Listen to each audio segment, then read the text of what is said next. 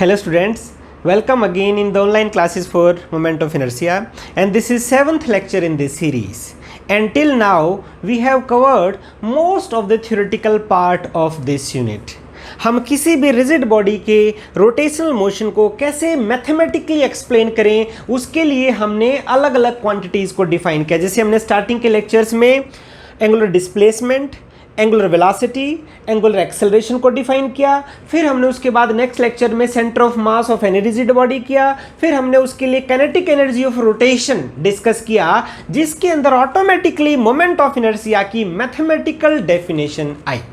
फिर उसके बाद हमने टॉर्क और एंगुलर मोमेंटम को डिस्कस किया। उसके बाद हमने अलग अलग सिमेट्रिकल बॉडीज के लिए, चाहे वो सिलेंडर है, स्फीयर है, डिस्क है, उनके लिए मोमेंट ऑफ इनर्शिया कैलकुलेट किया अबाउट द सेंटर ऑफ मास। फिर हमने किसी भी एक्सिस के लिए मोमेंट ऑफ इनर्शिया डिफाइन करने के लिए theorem of parallel axis and theorem of perpendicular axis भी डिस्कस किया बच्चे। हमने अलग अलग बहुत सारी प्रॉब्लम्स भी की, न्यूमेरिकल प्रॉब्लम्स भी की। उसी सीरीज में हम आज एक प्रॉब्लम लेके आएंगे बच्चों, जो अब तक आपने किया है थ्योरेटिकली, अब उसी को एक्सपेरिमेंटली यूटिलाइज करने के लिए। यानी आज आपका क्या हुआ कि हम जो बार बार कहते हैं ना कि what is the applicability of this unit, तो आज उसी एप्लीकेबिलिटी की बात होगी, उसी एप्लीकेशन की बात होगी। तो उसके लिए आपको एप्लीकेबिलिटी कब फील हो सकती है, जब आप कोई एक्सपेरिमेंट करोगे। तो सिंपल सा एक्सपेरिमेंट, ये देखो मेरे सामने क्या ये बॉल है, आपने कई लेक्चर्स में ये बॉल को देखा है बच्चों। तो इस बॉल से ही हम सिंपल सा एक्सपेरिमेंट करेंगे और फिर उसको मैथमेटिकली एक्सप्लेन करेंगे। जैसे सिंपल एक्सपेरिमेंट क्या है, ये देखो आपके सामने बच्चों बॉल है। अगर मैं इस बॉल को एक पर्टिकुलर हाइट से ड्रॉप करता हूं, देखो मैंने यहां से ड्रॉप किया। ड्रॉप का मतलब समझते हो कि यहां पे इसकी इनिशियल वेलोसिटी 0 है। जैसे ही मैंने ड्रॉप किया तो एक पर्टिकुलर हाइट, एक पर्टिकुलर लेंथ तक, यानी यहां पे मैंने एक बी पॉइंट यहां पे ले लिया। तो अगर मैं निकालना चाहूं कि what is the time taken by the ball from this point two this point and what is the velocity acquired by the ball eight this point, तो आप कैसे निकालोगे बच्चों। देखो ये बात, ये देखो, ये मैं फिर बता रहा हूं आपको। ये क्या आपका, ये देखो, ये जैसे आपने ड्रॉप किया तो मुझे बताओ मोशन कैसा है, ये लीनियर मोशन है या हम इसको कह सकते हैं ट्रांसलेशनल मोशन है। और इसमें आप एक चीज देखो ध्यान से, बॉल के अंदर कोई रोटेशनल मोशन नहीं हुआ। क्या बात क्लियर है? लेकिन अब हम इसी एक्सपेरिमेंट को थोड़ा सा मॉडिफाई करते हैं। अब हम इस बॉल के ऊपर हम एक थ्रेड लेते हैं बच्चों, और उस थ्रेड को इस बॉल के ऊपर लपेट देते हैं, ठीक है। और मैं यहां पे 10 टाइम्स उसको लपेटता हूं, यानी उस थ्रेड की जो रैपिंग है वो 10 टाइम्स करता हूं। और फिर मैं यहां से थ्रेड को पकड़ के ड्रॉप करूंगा और मैं देखूंगा कि फिर मेरा एक्सपेरिमेंट क्या कहता है और ऑब्जर्वेशन क्या होगी। तो एक बार मैं लेता हूं बच्चों थ्रेड आपके सामने। ये देखो ये सिंपल है, थ्रेड है, ठीक है। तो हमने क्या किया कि जो ये आपकी जो बॉल है, इस पे हमने देखो एक जगह से पकड़ के हमने इसको 10 टाइम्स नहीं, 1 2 3 4 5 6 7 8 9 और 10, यहां तक 10 हो गया बच्चे। मैं कट कर लेता हूं इसको।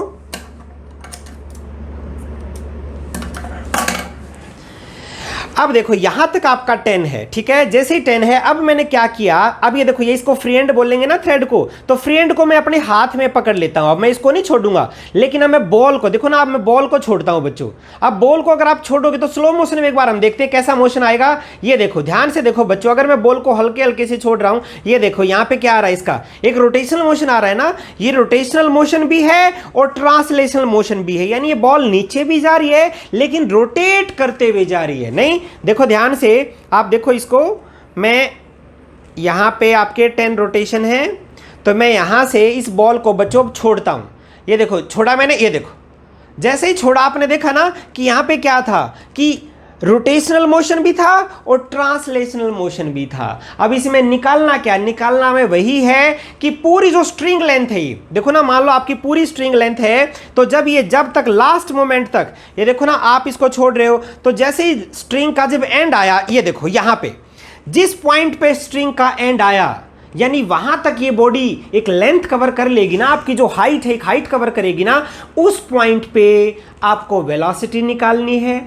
अगर ये रोटेशनल मोशन है तो इसकी कोई एंगुलर वेलोसिटी भी होगी, वो भी आपको निकालनी है। जो ये टाइम ट्रेवल करेगी top point two lower point, तो वहां पे आपको वो टाइम भी निकालना है बच्चों। और जो कंसेप्ट आपको पता है उसकी हेल्प से आपको निकालना है।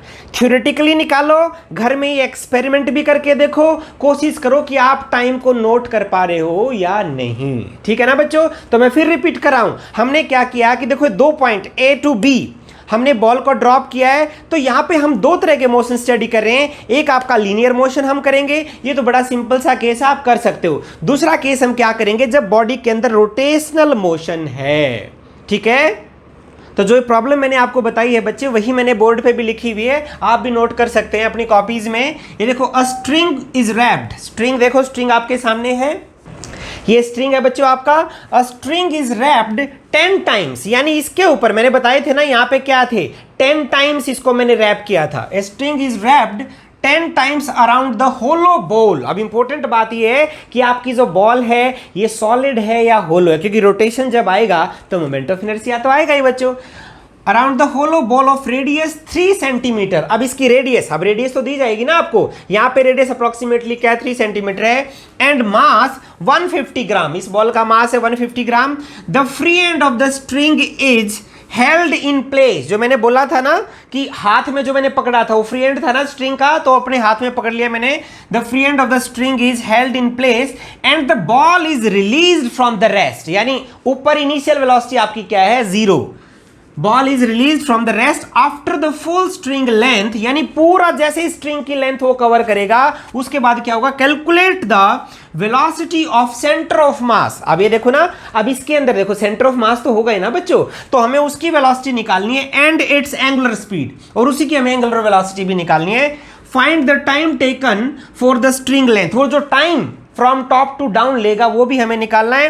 And determine the velocity and time taken by the ball when it is dropped freely up to the same length. यानी ये प्रॉब्लम अलग है और ऊपर की प्रॉब्लम अलग है। ये जो लास्ट में मैंने लिखा ना, determine the velocity and time taken by the ball when it is dropped freely. अब यूजिंग थ्रेड हम ड्रॉप नहीं करें, हम इसको फ्रीली अगर ड्रॉप करें तो मुझे बताओ टाइम और वेलोसिटी क्या होगी। बड़े सिंपल, देखो ना, कोई भी जो न्यूमेरिकल के बच्चों सॉल्व करने के बहुत सारे वेज होते हैं, नहीं सबकी कॉमन सेंस अलग अलग है, तो सबका वे अलग अलग मिलेगा। तो यहां पे जो मैंने न्यूमेरिकल लिखा है, ये आप सिंपल सिंगल न्यूमेरिकल मान के मत चलना। इसके अंदर जो भी टॉपिक्स हमने किए हैं वो ऑलमोस्ट सबका हम यहां यूज करेंगे, और जो टॉपिक करने वाले हैं उसका भी थ्योरेटिकल बैकग्राउंड इसके अंदर कवर हो जाएगा, यानी कॉमन सेंस यहां उसकी डेवलप हो जाएगी बच्चों। तो आप इसको बच्चों कम से कम 10-15 न्यूमेरिकल एक साथ मान के चलना कि आप इतने न्यूमेरिकल कर रहे हो, ठीक है कि नहीं। तो हम स्टार्ट करते हैं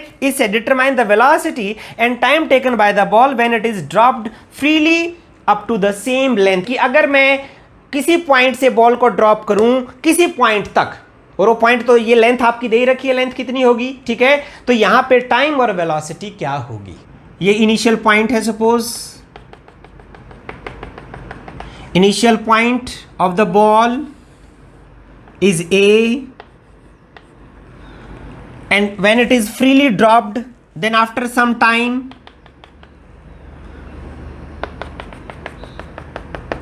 suppose the ball is at another point and that is B point,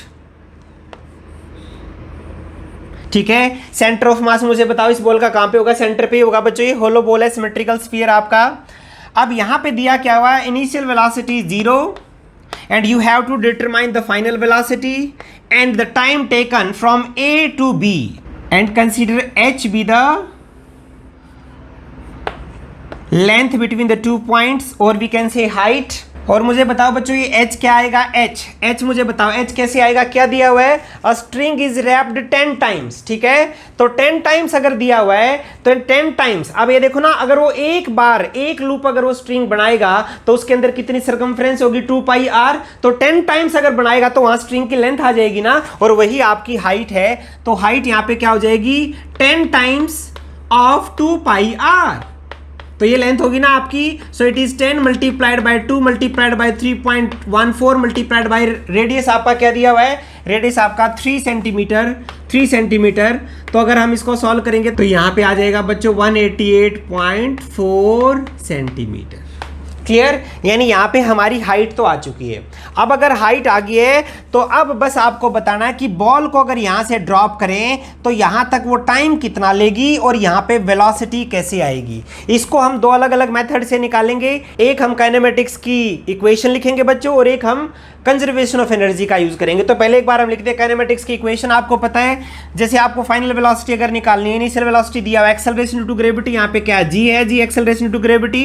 कैसे निकालेंगे, v square minus you square is equal to 2as। ये आपको पता है रिलेशन का। v क्या फाइनल वेलोसिटी, ये तो हमें निकालनी है। u क्या आपका 0 इज इक्वल टू 2 एक एक्सेलरेशन टू ग्रेविटी, यहाँ पे क्या है g, और s क्या है डिस्टेंस कवर्ड, यहाँ पे क्या लिया हमने h। तो आपकी जो वेलोसिटी है, वेलोसिटी क्या होगी भाई 2gh under root. Clear? Velocity है, g की वैल्यू पुट कर दो, h की वैल्यू पुट कर दो, 2 इंटू 9.8 मीटर पर second square multiplied by h की वैल्यू क्या आपकी मीटर में कन्वर्ट करके 1.88 मीटर। तो इसका स्क्वायर रूट आप लो तो जो वेलोसिटी आएगी आपकी 6.07 मीटर पर सेकेंड। ठीक है, ये वेलोसिटी आई। अगर टाइम हमें निकालना, टाइम के लिए फॉर्मूला लगाओ, v is equal to you plus A t, v is equal to you plus A t. यहाँ पे u 0 है तो t क्या आ गया, t is equal to v by a is equal to velocity यहाँ पे क्या है 6.07 मीटर पर सेकेंड डिवाइड बाय a क्या आपका एक्सेलरेशन टू ग्रेविटी 9.8 मीटर पर सेकेंड स्क्वायर। तो इसको सॉल्व अगर हम करेंगे तो t क्या आ जाएगा 0.61 सेकेंड।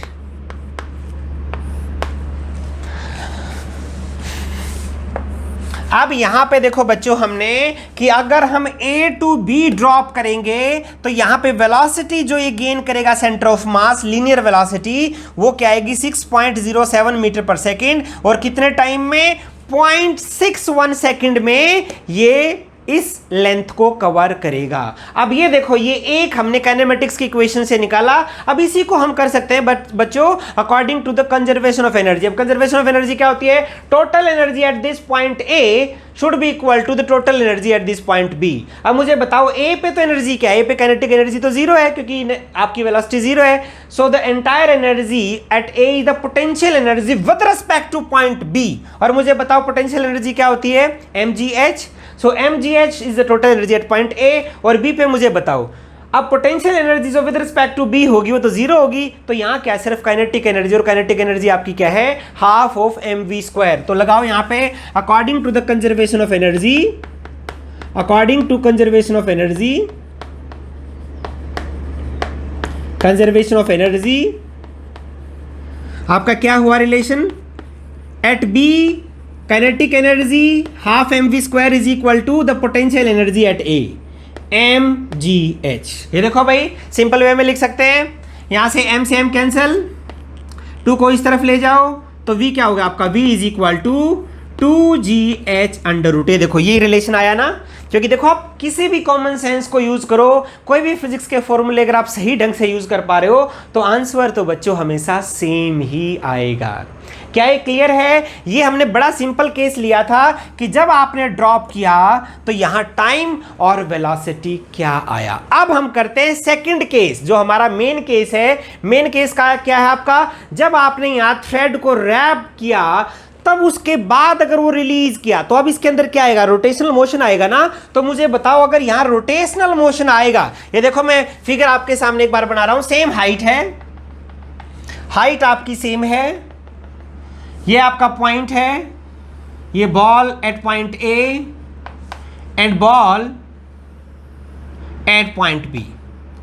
अब यहां से यहां तक जाते जाते बच्चों देखो सेंटर ऑफ मास की तो ट्रेजेक्टरी रही है। अब यहां पे क्या एक थ्रेड भी तो है जो हमने यहां पे पकड़ रखा है, नहीं एक थ्रेड को हमने पकड़ा तो यहां पे क्या ये थ्रेड भी इसके साथ में। आप एक चीज देखो ना, बॉल को फ्रीली नहीं जाने देगा, वो थ्रेड जो है कुछ टेंशन तो वहां रहेगी ना, जिसकी वजह से इसके अंदर क्या आएगा, इसके अंदर आएगा रोटेशन। यानी now this ball is rotating in this direction. ये देखो ना, ये आपकी क्या एंगुलर वेलोसिटी। तो अब यहां तक आपकी क्या होगी, कुछ एंगुलर वेलोसिटी होगी और थ्रेड कहां तक होगा, देखो यहां तक थ्रेड गया बच्चों, इसके बाद ये बॉल फ्री हो जाएगी। हमने वही लेंथ निकालनी है कि इस डिस्टेंस तक, देखो यहां तक क्या चला, रोटेशनल मोशन चला, उसके बाद हमें मतलब नहीं है फिलहाल, हमें देखना है कि यहां से लेके यहां तक।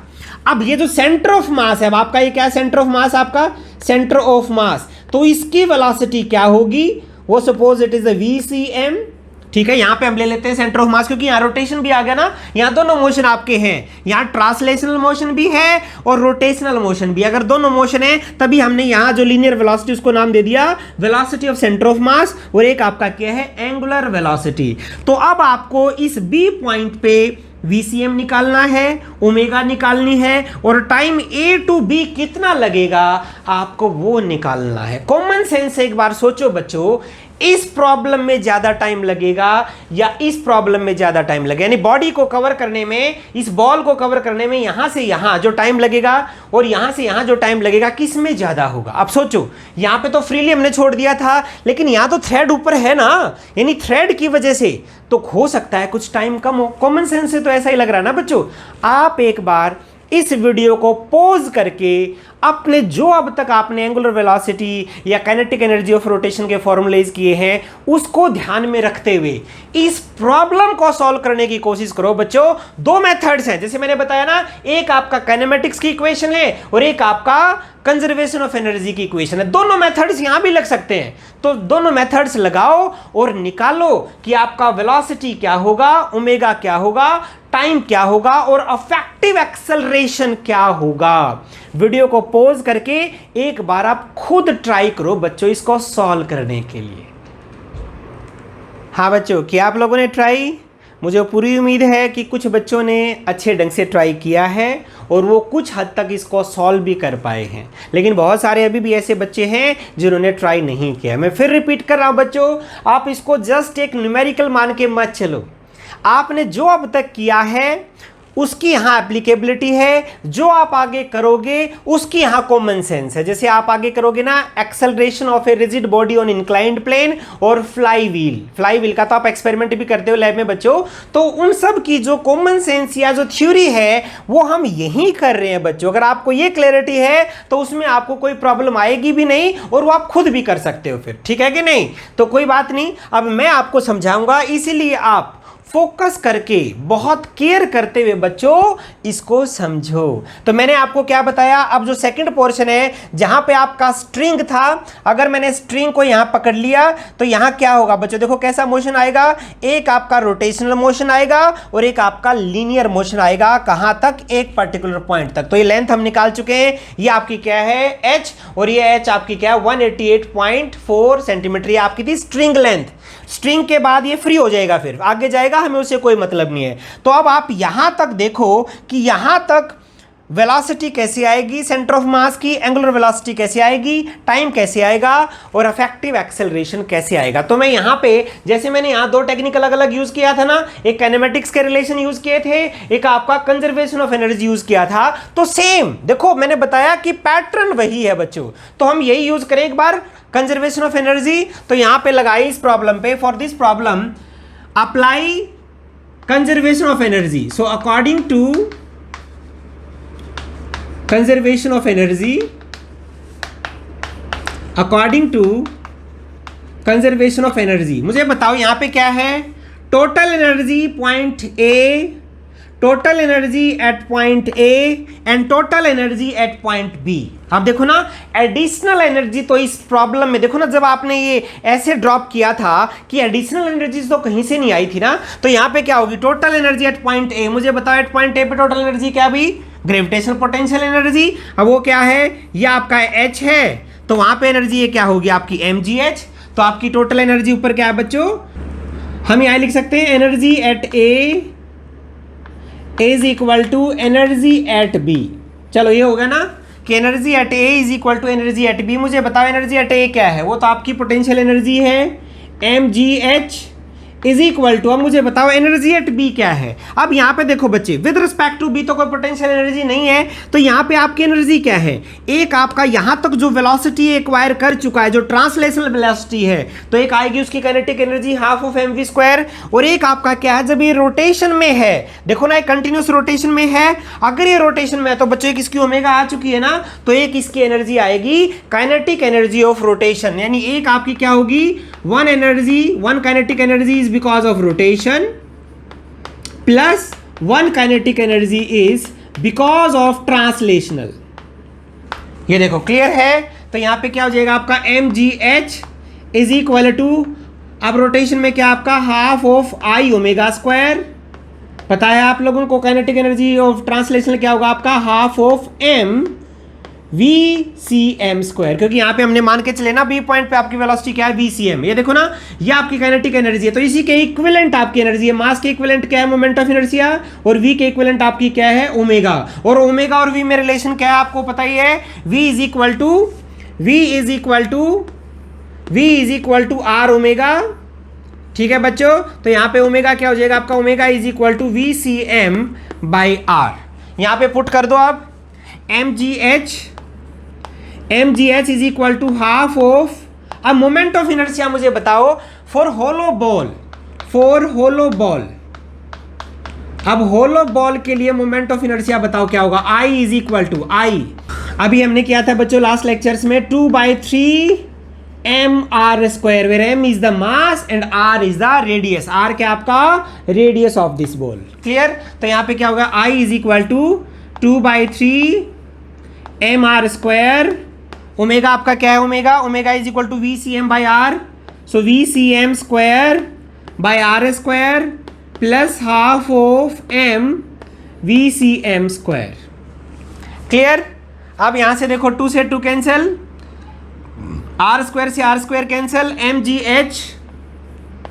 एच इज इक्वल टू, आप लिखो यहाँ पे वी सी एम स्क्वायर को कॉमन ले लो बच्चों, एम वी सी एम भी कैंसिल होगा, देखो एम यहाँ भी है, तो हर जगह से एम कैंसिल, ठीक है, तो आपका क्या बचा, वी सी एम स्क्वायर बच गया ना, V C M square into 1/3 plus 1/2, 1/3 plus 1/2, तो ये क्या बचा आपका जी एच, तो ये G H is equal to V C M square, ये हो गया आपका 6 ऊपर क्या है आपका 5, तो वी सी एम क्या होगा आपका, V C M is equal to 6 G H by 5 under root.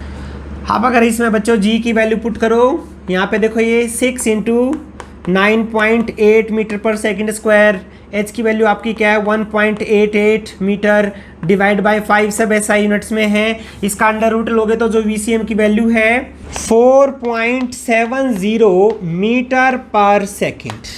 अब ये आपकी आया बच्चों वीसीएम। अब यहाँ पे देखो, इस केस में जब फ्री फॉल हुआ था वहाँ पे velocity at the same length आपकी क्या थी 6.07 और यहाँ पे वेलोसिटी आपकी क्या है 4.70। इसका मतलब है यहाँ पे कुछ स्लो मोशन है, यानी यहाँ पे स्लो मोशन है, तभी आपकी जो वेलोसिटी ऑफ सेंटर मास है वो यहाँ कम आई है बच्चों, नहीं, और इसका मतलब है टाइम भी कुछ यहाँ ज़्यादा लगा होगा बच्चों। अब यहाँ निकालो ओमेगा, ओमेगा आपकी क्या हो जाएगी, ओमेगा ये देखो ओमेगा इज इक्वल टू ये वीसीएम आपका क्या आ गया 4.70 मीटर पर सेकेंड डिवाइड बाय आर।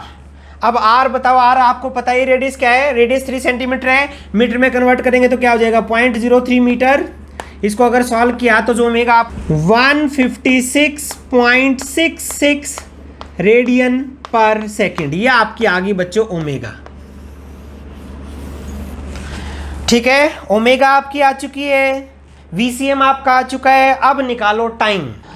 अब यहाँ से यहाँ तक बच्चों टाइम निकालने के लिए देखो इस इक्वेशन का हम यूज़ करेंगे, V square minus you square is equal to 2s। तो इसी में रोटेशनल मोशन में इसी के इक्विवेलेंट इक्वेशन क्या होगी आपकी, omega 2 square means final velocity minus omega 1 square is equal to 2a। Acceleration के इक्विवेलेंट रोटेशनल मोशन में आपका क्या होता है अल्फा, और s क्या आपका यहाँ पे होगा एंगुलर डिस्प्लेसमेंट। ठीक है, अब मुझे बताओ यहाँ ओमेगा 2 क्या फाइनल वेलोसिटी, यहाँ पे क्या omega square omega square minus omega 1 तो क्या जीरो, क्योंकि यहाँ पे इनिशियल वेलोसिटी तो आपका जीरो है, is equal to 2 alpha theta.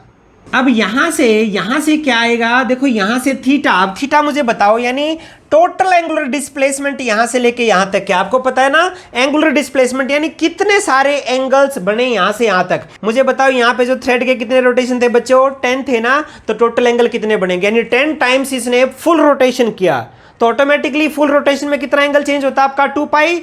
तो टोटल यहां से लेके यहां तक कितना रोटेशन आया आपका, theta is equal to 10 cycles, यानी 10 multiplied by 2 pi, 10 multiplied by 2 pi आपका क्या है 3.14, ये आपके क्या होंगे रेडियंस। सॉल्व करोगे तो कितना आएगा बच्चों 62.8 रेडियन। अब अगर थीटा आ गया बच्चों तो यहां से अल्फा निकालो, alpha is equal to from this equation number 1, alpha is equal to omega square by 2 theta. अब ओमेगा क्या है आपका, ओमेगा आपको पता ही है 156.66 स्क्वायर, तो ये आपका क्या हो गया रेडियन स्क्वायर पर second square divide by 2 into theta आपका क्या है 62.8 रेडियन। अगर हम इसको सबको सॉल्व करते हैं तो आपका ये क्या आता है 195.40 रेडियन पर सेकंड स्क्वायर। ठीक है, अब अल्फा आ चुका है बच्चों, तो अब टाइम निकालो, टाइम यहाँ से यहाँ क्या होगा v is equal to you plus A T लगाओ, v is equal to you plus A T. मुझे बताओ रोटेशनल मोशन में इसको क्या लिखते हैं, फाइनल वेलोसिटी यहाँ पे ओमेगा है, ओमेगा ये आपका क्या है 0 है, प्लस अल्फा क्या आपका ए के इक्वलेंट अल्फा है और टी के इक्वलेंट टी है, तो आपका टी क्या हो जाएगा time is equal to omega by alpha, और ओमेगा आपका आ चुका है ओमेगा आपका क्या है 156.66 रेडियन पर सेकेंड डिवाइड बाय ये आपका क्या आया अल्फा 195.40 रेडियन पर सेकेंड स्क्वायर। ठीक है, इसको अगर हम सॉल्व करेंगे तो क्या आएगा, तो यहाँ पे आया बच्चों 0.80 सेकेंड।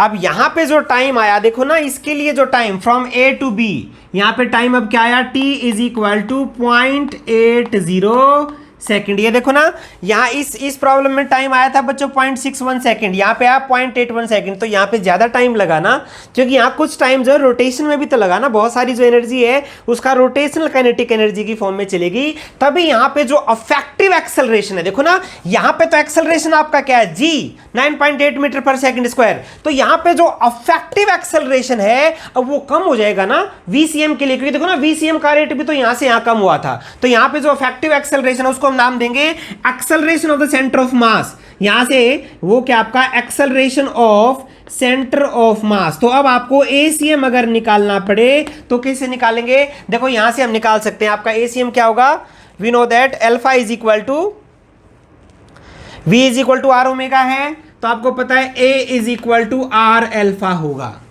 ठीक है बच्चों, तो यानी यहां से जो अफेक्टिव, तो अब यही आपका एक्सेलरेशन क्या हो गया अफेक्टिव एक्सेलरेशन, यानी एक्सेलरेशन ऑफ सेंटर ऑफ मास, और ये आपका क्या होगा आर अल्फा, आर क्या है radius, so radius is 0.03 metre multiplied by alpha आपका क्या है 195.40 रेडियन पर सेकंड स्क्वायर। तो ये आ गया ना मीटर पर सेकंड स्क्वायर में, तो इसको मल्टीप्लाई करेंगे तो यहाँ पे रिजल्ट आ जाएगा 5.86 मीटर पर सेकंड स्क्वायर। ये आपका आया बच्चों affective acceleration for centre of mass in this problem.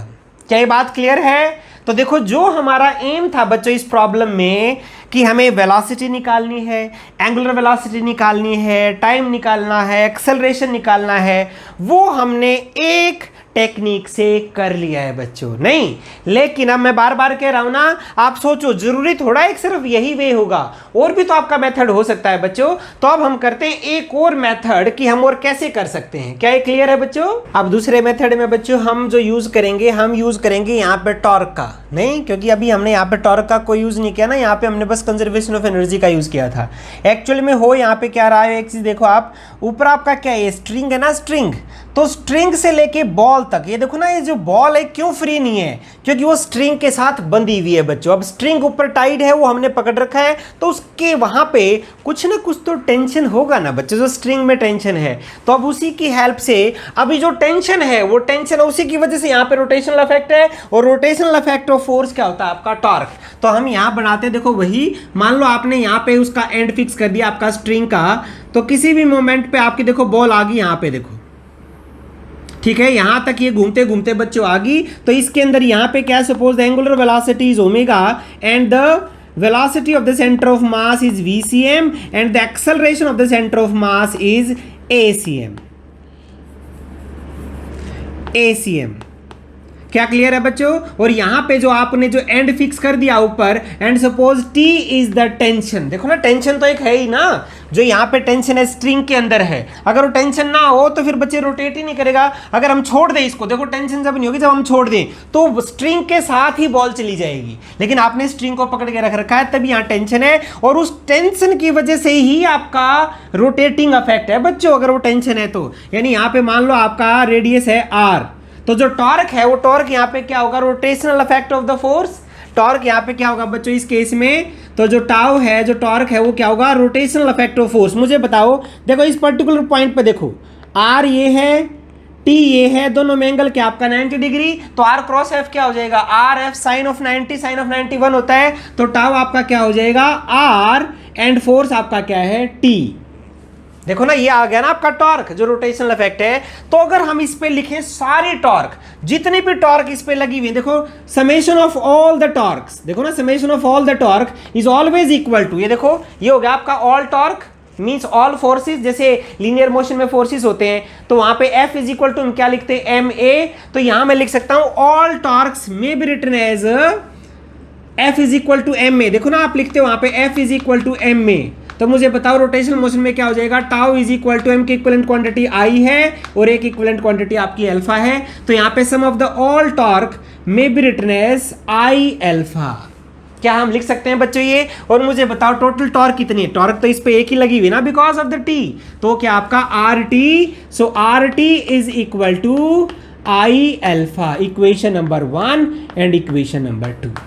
क्या इक्वेशन लिख पा रहे हो बच्चों आप? ये बहुत ही सिंपल, मैंने बताया ना कि जो टेंशन है उसी वजह से टॉर्क आया आपका, नहीं tau is equal to R cross F, force यहाँ टेंशन है जिसकी डायरेक्शन ये अपवर्ड्स है, तो ये RT हो गया आपका। और ऑल टॉर्क क्या, ऑल टॉर्क में भी रिटन है I अल्फा, तो RT इज इक्वल टू आपका हो गया I अल्फा। आगे एक इक्वेशन, अब एक इक्वेशन लगाओ बच्चों, जैसे न्यूटन थर्ड लॉ है। अब एक चीज देखो आप, अब बच्चे इसके ऊपर और भी तो फोर्सेस लगी हुई ना, जैसे जो मास है, मास आपका m है, सेंटर ऑफ मास ये है, तो यहां पे एक वेट आपका है mg, so mg is acting downwards, तो mg ही तो है जो इसको नीचे लेके जा रहा है बच्चों, और लेकिन t है जो इसको ऊपर लेके जाना चाह रही है। मेरी बात समझ रहे हो कि नहीं आप? देखो यहाँ सेंटर ऑफ मास की अगर हम बात करें तो सेंटर ऑफ मास पे क्या लगा हुआ है, mg is acting downward and t is acting upwards. तो यहाँ पे जो नेट एक्सेलरेशन है, देखो नेट एक्सेलरेशन आपका क्या है, ACM is the net acceleration, यानी जो नेट फोर्स है वो आपका क्या हो गया, ACM हो गया ना आपका net force.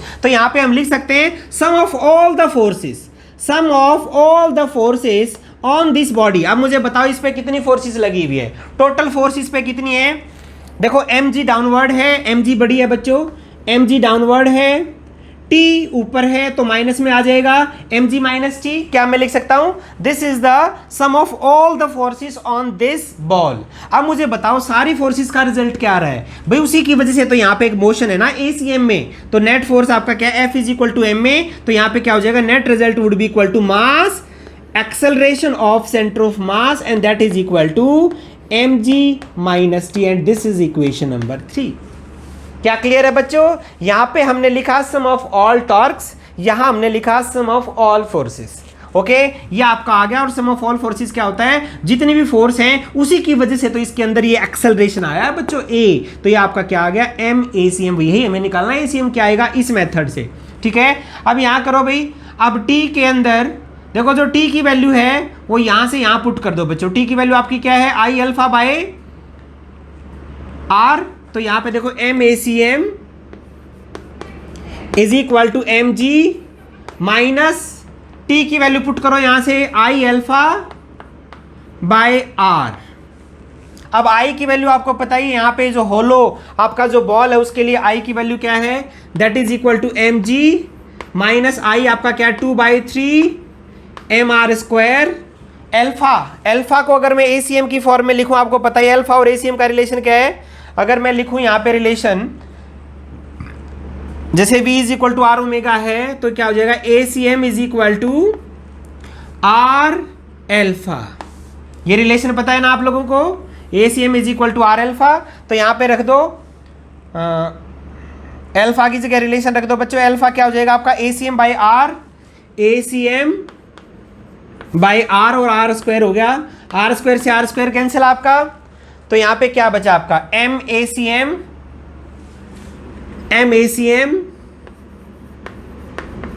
Is equal to mg minus 2/3 MACM।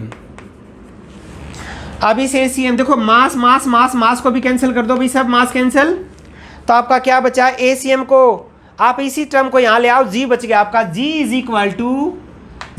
Equal to ACM plus 2/3 ACM। ACM common ले लो ACM, तो ये अंदर आपका क्या बचा 1 प्लस 2/3 ACM, और ये आपका क्या बच गया 5/3। अगर मैं ACM को लिखना चाहूं तो ACM आपका क्या आ गया 3/5 G। और अगर इसको सॉल्व करें बच्चों ACM is equal to 3/5 G की वैल्यू आपको पता है 9.8 metre per second square is equal to, इसको अगर सॉल्व किया बच्चों तो वैल्यू आपकी आएगी 5.8 मीटर पर सेकंड। ये आपका आ गया ACM।